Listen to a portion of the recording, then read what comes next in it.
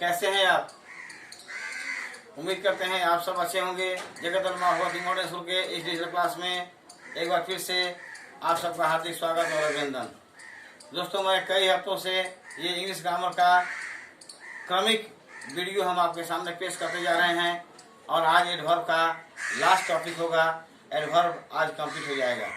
तो आज हम आपको एडवर्ब ऑफ रीजन के बारे में बताएंगे। इसके पहले वाले वीडियो में हम adverb of time, adverb of place, adverb of manner के बारे में बता चुके हैं, उसके परिभाषा बता चुके हैं, उसके एग्जाम्पल बता चुके हैं, हिंदी और इंग्लिश दोनों में दे चुके हैं। आप अपने सुविधा के अनुसार किसी भी लैंग्वेज में आप उसका इस्तेमाल कर सकते हैं। तो एडवर्ब ऑफ रीजन क्यों हम चलते हैं दोस्तों कि what is adverb of reason.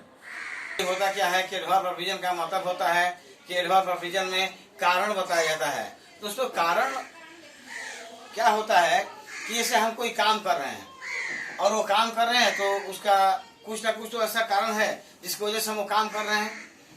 यानी अगर हमारे द्वारा किए गए काम के साथ में कोई ना कोई जो कारण निहित होता है, उस कारण को जो एडवर्ब शो करता हो, दर्शाता हो, दिखाता हो, वही क्या कहलाएगा? एडवर्ब ऑफ रीजन कहलाएगा। हम यहाँ पर जैसे एक छोटा सा एग्जाम्पल हम देंगे।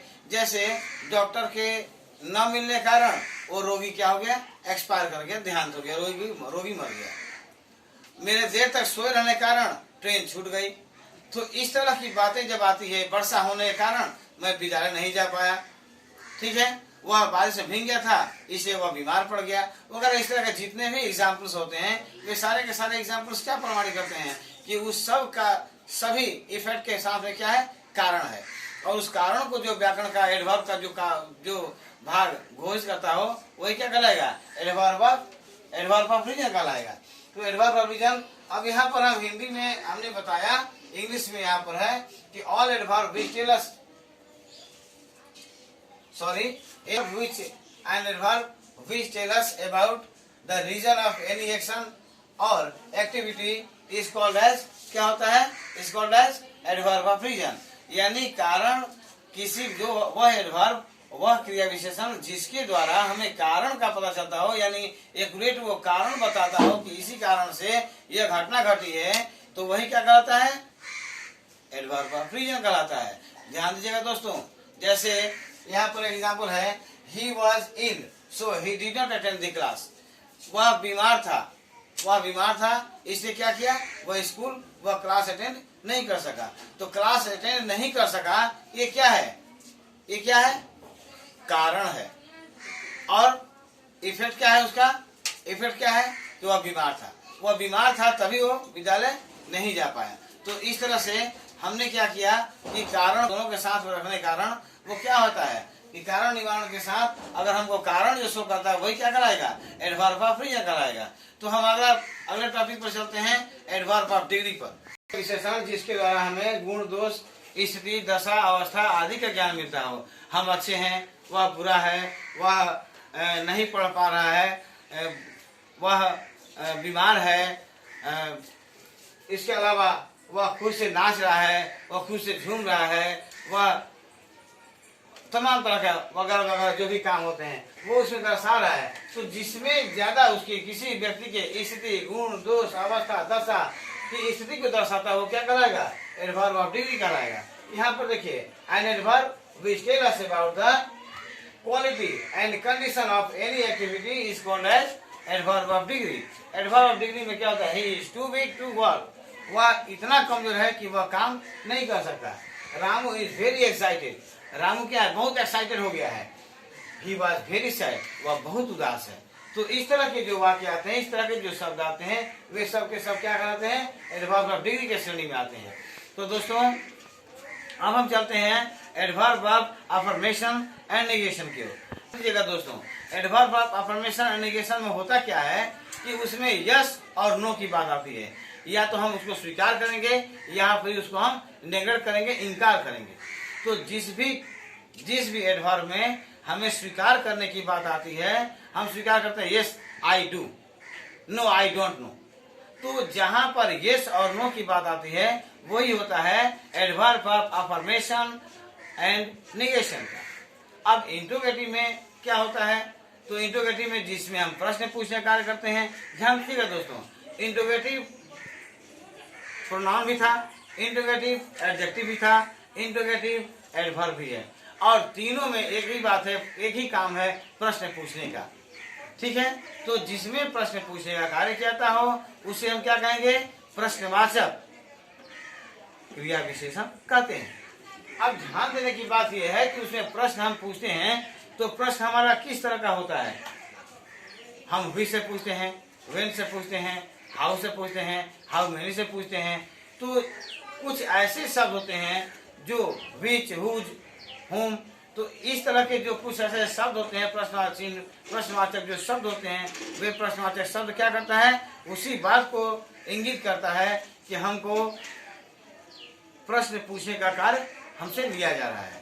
तो जिन शब्दों से प्रश्न पूछने का कार्य लिया जाता हो तो वह क्या करेगा, इंट्रोगेटिव वर्ड कराएगा। अब हम चलते हैं कुछ इंपॉर्टेंट टॉपिक पर। इंपॉर्टेंट माने 7 जो भाग हमने लिखवाया है एडवर्ब का, उन 7 भाग के प्रत्येक भाग में कौन कौन से वर्ड मुख्य पहचानने के होते हैं या उन सब भागों में उन्हीं शब्दों का प्रयोग किया जाता है, उनके बारे में हम थोड़ा सा डिटेल आपको लेंगे और डिटेल आपको हम उसके बारे में बताएंगे। तो चलते हैं हम उस भाग की ओर। क्या बोलते हैं उसको कि main important words of all adverb, adverb of time. देखिए ध्यान दीजिए, कुछ ऐसा इंपोर्टेंट कुछ वर्ड्स होते हैं जो डायरेक्टली उसको इंगित करेंगे, शो करेंगे कि कौन सा वो शब्द समय को संबोधित करता है। ध्यान दीजिएगा, देखिएगा जैसे यहाँ पर दिया है सून, सून मतलब जल्दी, लेट देर से क्या करता है, समय को बताता है। टुमारो आने वाला कल, टुडे आज, नाउ अब, देन तब, एंड बिफोर पहले। तो ये सब जो शब्द होते हैं वो क्या दर्शाते हैं, एडवर्ब ऑफ टाइम। अब आते हैं एडवर्ब ऑफ प्लेस। प्लेस में क्या है, अंदर, बाहर, ऊपर, नीचे, फिर ऊपर, नीचे, यहाँ, वहाँ, ये सब क्या होते हैं, एडवर्ब ऑफ प्लेस होते हैं। और एडवर्ब ऑफ माना क्या होता है, पास्ट क्लियर। फिर उसके बाद adverb of reason, so, hence, therefore. हम लोग लेटर में या कहीं भी देयरफॉर का इस्तेमाल करते हैं, so therefore I want to leave, तो इस तरह से हम लिखते हैं, तो इसका प्रयोग करते हैं। तो ये क्या होता है, रीजन दर्शाता है। देयरफॉर क्या रहता है, रीजन दर्शाता है। सो भी रीजन दर्शाता है, हेंस भी रीजन यानी कारण दर्शाता है। अब डिग्री में क्या होता है, मच, एनफ, ऑलमोस्ट, क्वाइट, इसे परिमाण को दर्शाता है। गुण, स्थिति, दशा, अवस्था और परिणाम को भी दर्शाता है। तो मच, एनफ क्या होता है, परिमाण को दर्शाते हैं, परिमाण को दर्शाते हैं। तो इस तरह से क्या होता है, ये डिग्री को दर्शाता है। गुण, दशा, अवस्था, स्थिति, परिमाण इत्यादि को दर्शाने वाला भाग क्या करेगा, एडवर्ब ऑफ डिग्री कहलाता है। अब एडवर्ब ऑफ अफर्मेशन, नेगेशन, हम ऑलरेडी बोले इसमें 2 ही वर्ड का प्रयोग किया है, आइदर यस और नो, या तो हाँ में होगा या फिर ना में होगा। अब अगला आता है इंट्रोगेटिव में, इसमें व्हेन, हाउ, व्हाई, वेयर, ये सारे के सारे शब्द आपके प्रश्न पूछने के कार्य में आते हैं दोस्तों। और ये सब के सब क्या कहलाते हैं, इंट्रोगेटिव एडवर्ब में आते हैं, क्योंकि ये एडवर्ब टाइप का ये क्वेश्चन है जो हमें क्रिया विशेषण माने शो करते हैं, दर्शाते हैं। तो इस तरह से आज हमारा एडवर्ब का टोटल चैप्टर आज कंप्लीट होता है। इस एपिसोड में यहीं तक, हम आगे दूसरा चैप्टर आपको लेकर के आ रहे हैं बहुत जल्द आपके सामने। और दोस्तों एक छोटा सा रिक्वेस्ट हम करेंगे भाइयों कि हमारे इस चैनल को आप लोग सब्सक्राइब कीजिए, लाइक कीजिए, शेयर कीजिए, कमेंट कीजिए। वीडियो भगा कर मत देखिए, अगर भगा कर रहेंगे तो विद्या भी आपसे कोसों दूर भागते रह जाएगी। अतः एक हमारा विनती आप मानिएगा, वीडियो को कंटिन्यूअस देखिए, एक बार के बदले में 10 बार देखिए, जब तक आपको समझ नहीं आता है तब तक देखिए। क्योंकि जब आप सब्सक्राइब कर लेंगे तो हमेशा के लिए आपके पास हमारा वीडियो परमानेंट आपके पास मौजूद रहेगा। जब भी हमारे चैनल को आप करेंगे वो तुरंत आपके पास वो हमारा वो वीडियो वो भाग का पहुंच जाएगा। दोस्तों बेल आइकन जरूर दबाएंगे, सब्सक्राइब जरूर करेंगे और नोटिफिकेशन आपको मिलता चला जाएगा, क्योंकि आपने बेल आइकन दबाते ही आपके पास सारा नोटिफिकेशन हमारा ऑटोमेटिकली आपके पास पहुंचेगा। इस कारण में आपका पैसा तो नहीं लगता है दोस्तों, लेकिन किसी का भला जरूर हो जाएगा। इसलिए आप शेयर जरूर करेंगे, शेयर करेंगे तो जितने भी जरूरतमंद बच्चे हैं उन सब के पास हमारा ये फीलिंग पहुंचेगा, हमारा कोर्स पहुंचेगा। आप लोग का ये प्राइमरी लेवल से हम स्टार्ट किए हैं और उसको लेकर हम कहाँ तक जाएंगे। अगर आप कंटिन्यूअस देते जाएंगे तो गागर में सागर के समान, आप भले ही क्लास 6, 7, 5, 4 में पढ़ते हो, लेकिन आपके पास नॉलेज जरूर ही क्लास 8, 9, 10 के स्टैंडर्ड का हो जाएगा। इसलिए कंटिन्यूअस हमारे वीडियो को देखिए, कंटिन्यूअस फॉलो कीजिए, हमारे इंस्ट्रक्शन को फॉलो कीजिए, चैनल को सब्सक्राइब कीजिए, लाइक कीजिए, शेयर कीजिए, कमेंट कीजिए। इतना ही कहते हैं और आगे हम बहुत जल्द वीडियो लेकर आते हैं दोस्तों।